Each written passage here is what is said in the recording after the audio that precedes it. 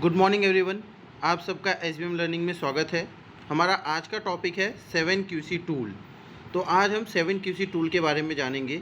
जैसे कि आप यहाँ पे देख सकते हैं, तो ये होते क्या हैं, इन्हें कैसे हम याद कर सकते हैं और इन्हें क्यों क्यों और कहाँ इस्तेमाल किया जाता है।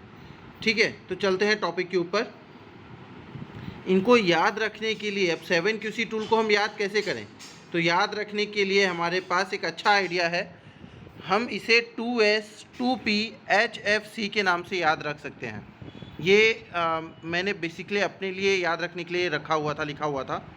सो 2S में क्या आता है, scatter diagram and stratification. Stratification को प्रोसेस फ्लो डायग्राम भी बोलते हैं। 2P में Pareto and process control chart. H में आता है हिस्टोग्राम, F में फिशबोन, C में चेक शीट, जैसा कि स्लाइड में मेंशन किया हुआ है। सो 2S 2P HFC, इससे हम याद रख सकते हैं। हम या फिर 2S 2P HFL भी याद कर सकते हैं। L फॉर लॉग शीट आ जाएगा, ओके, या फिर लॉग बुक। ठीक है, चलिए अब आगे चलते हैं और देखते हैं कि इनके रीजंस क्या हैं और ये अपने नाम के हिसाब से क्या क्या इनका काम होता है और कैसे हम इस्तेमाल कर सकते हैं। ठीक है, तो चलिए आगे बढ़ते हैं। जैसे कि नाम से बताया था, चेक शीट या लॉग शीट, ये हम डेटा कलेक्शन के लिए यूज़ करते हैं।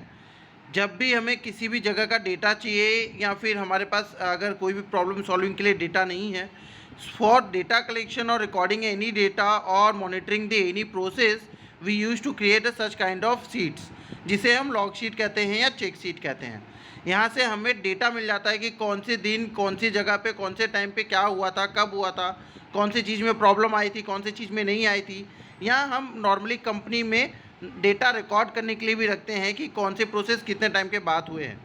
अगर मैं फार्मा की बात करूँ तो फार्मा में हमारा आईपीसी, इन प्रोसेस चेक कितने बजे है, कितने घंटे पे आता है, हम वो रिकॉर्ड करते हैं। हम देखते हैं हमारा मशीन का स्टार्ट टाइम क्या है, एंड टाइम क्या है, वही लॉग बुक में वैसे ही रिकॉर्ड करते हैं। तो कोई भी डेटा रिकॉर्ड करने के लिए जो हम एक्सेल शीट या शीट बनाते हैं, जिसे हम चेक शीट कहते हैं, और हम चेक भी करते हैं कि वो उस फ्रीक्वेंसी के हिसाब से भरा गया है कि नहीं, जो उसकी डिफाइंड फ्रीक्वेंसी है। ठीक है, तो ये हमारा पहला टूल हुआ चेक शीट। दूसरा cause and effect diagram sorry, cause and effect diagram, जिसे हम फिशबॉन या इशिकावा डायग्राम भी कहते हैं, क्योंकि इसे डॉक्टर इशिकावा ने बनाया था। अभी कुछ कंपनियां इसमें 4M मेथड यूज़ करती हैं, कुछ कंपनियां 5M मेथड यूज़ करती हैं और कुछ कंपनियां 6M मेथड यूज़ करती हैं। तो 4M में क्या आता है, man, machine, material and method. 5M में आता है man, machine, material, method and mother nature. 6M जो कंपनी यूज़ करती है, वो 6 के 6M इसमें मेंशन है, man, machine, method, material, mother nature and measurement. ठीक है, मदर नेचर को हम एनवायरनमेंट भी कहते हैं। इसके अंदर हम क्या करते हैं, इसके अंदर जो भी हमारा प्रॉब्लम है, उस प्रॉब्लम के अगेंस्ट में हम प्रोबेबल कॉजेज नोट डाउन करते हैं related to all mention points. Man के रिलेटेड क्या है, मशीन के रिलेटेड क्या है, मेथड के रिलेटेड क्या है, मेजरमेंट के रिलेटेड क्या है, मटेरियल रिलेटेड क्या है एंड मदर नेचर रिलेटेड क्या है।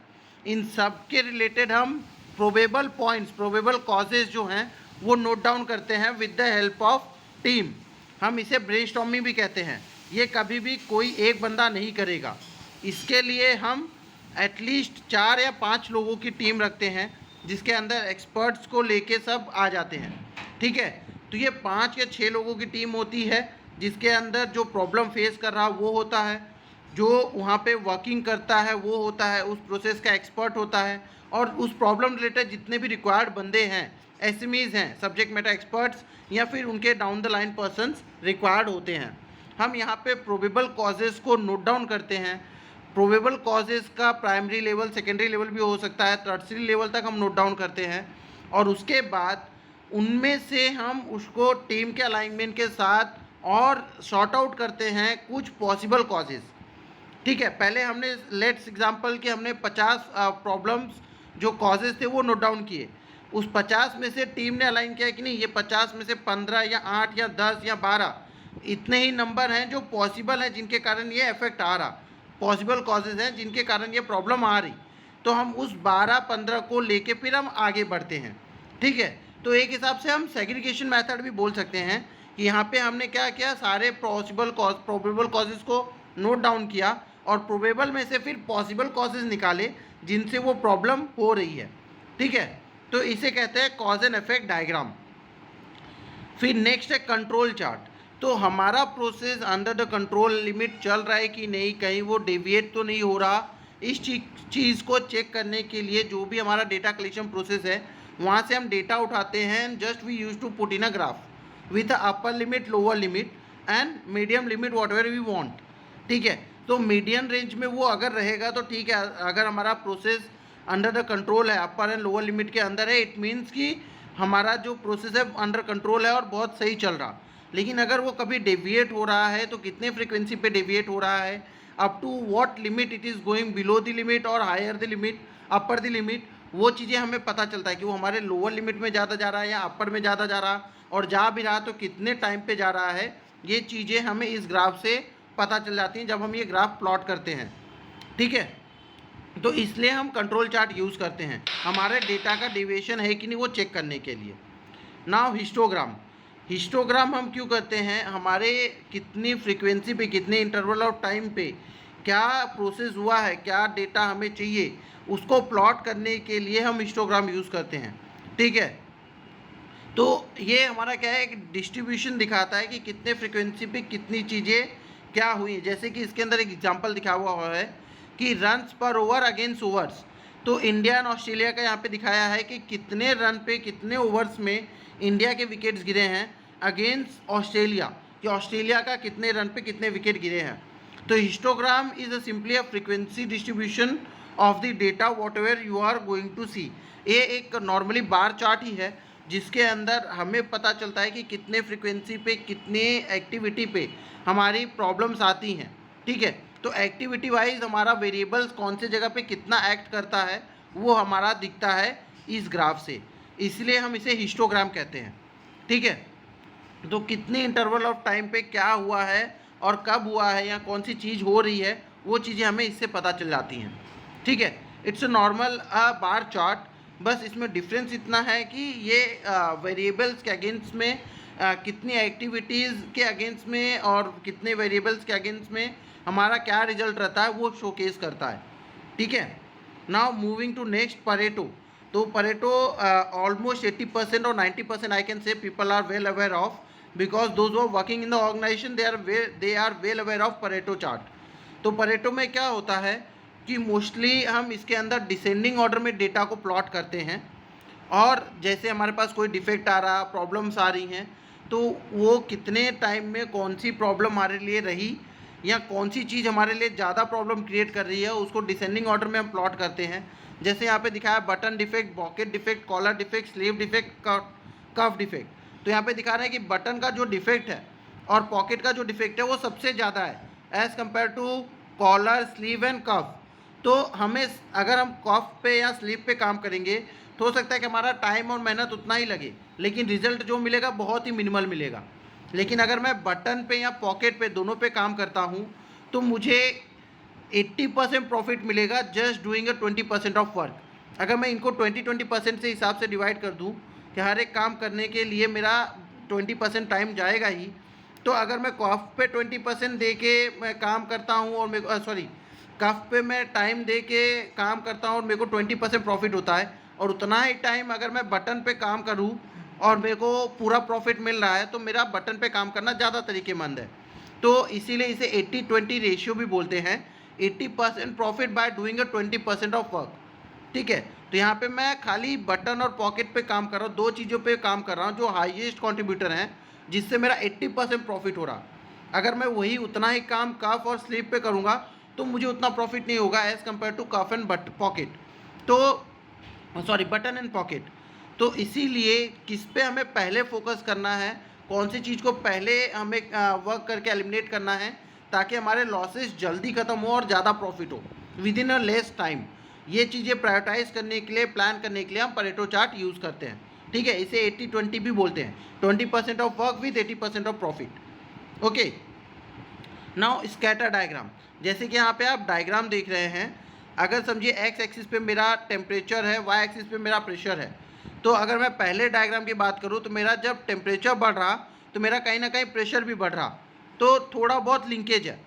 लेकिन मैं सेकेंड डायग्राम की बात करूँ जो स्ट्रॉन्ग पॉजिटिव लिखा हुआ है, अगर मैं एक्स एक्सिस पे टेम्परेचर एंड वाई एक्सिस पे प्रेशर है तो दोनों पैरेलली बढ़ रहे हैं लीनियरली, तो मतलब उनका जो कोरिलेशन है कि टेम्परेचर बढ़ेगा तो मेरा प्रेशर भी बढ़ना ही है, वो शोकेस कर रहा। तीसरा वाला देखेंगे कि अगर मेरा टेम्परेचर बढ़ रहा तो मेरा प्रेशर 100% बढ़ना है। हो सकता है सेकेंड डायग्राम में थोड़ा कम बढ़े, थोड़ा बहुत चांसेस रहे कि नहीं वो थोड़ा कम बढ़े या डिक्लाइन हो, जब मेरा टेम्परेचर बढ़ा तो प्रेशर उतना ना बढ़े। फर्स्ट वाले में चांसेस हैं कि ठीक है 50-50% कि टेम्परेचर बढ़ेगा तो हो सकता है प्रेशर बढ़े या नहीं भी बढ़े, 50-50% चांसेस हैं। सेकेंड वाले में 80-90%, लेकिन थर्ड वाले में 100% बढ़ेगा, ये शोकेस कर रहा वो। चौथे वाले में आप देखेंगे कि मेरा टेम्परेचर तो बढ़ रहा लेकिन प्रेशर से उसका कोई लेना देना नहीं। एक टेम्परेचर ज़्यादा है तो मेरा प्रेशर कम ही है, टेम्परेचर ज़्यादा है तो मेरा प्रेशर कम होते जा रहा है लेकिन बढ़ नहीं रहा, ठीक है, तो नेगेटिव है, मतलब टेम्परेचर बढ़ेगा तो मेरा प्रेशर कम होगा, ये नेगेटिव है।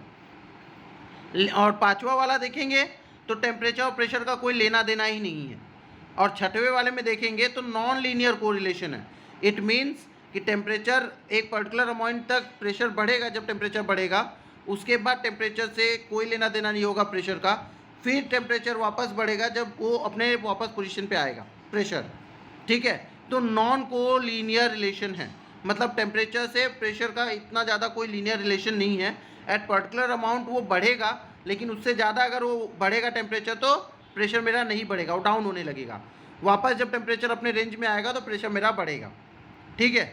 तो पहले वाले में 50% चांसेस है कि टेम्परेचर प्रेशर के साथ बढ़ेगा, सेकेंड वाले में 90%, थर्ड वाले में 100%, फोर्थ वाले में टेम्परेचर बढ़ेगा तो प्रेशर कम होगा, फिफ्थ वाले में कोई ज़रूरत नहीं, कोई रिलेशन नहीं, टेम्परेचर बढ़े नहीं बढ़े प्रेशर से कोई लेना देना नहीं।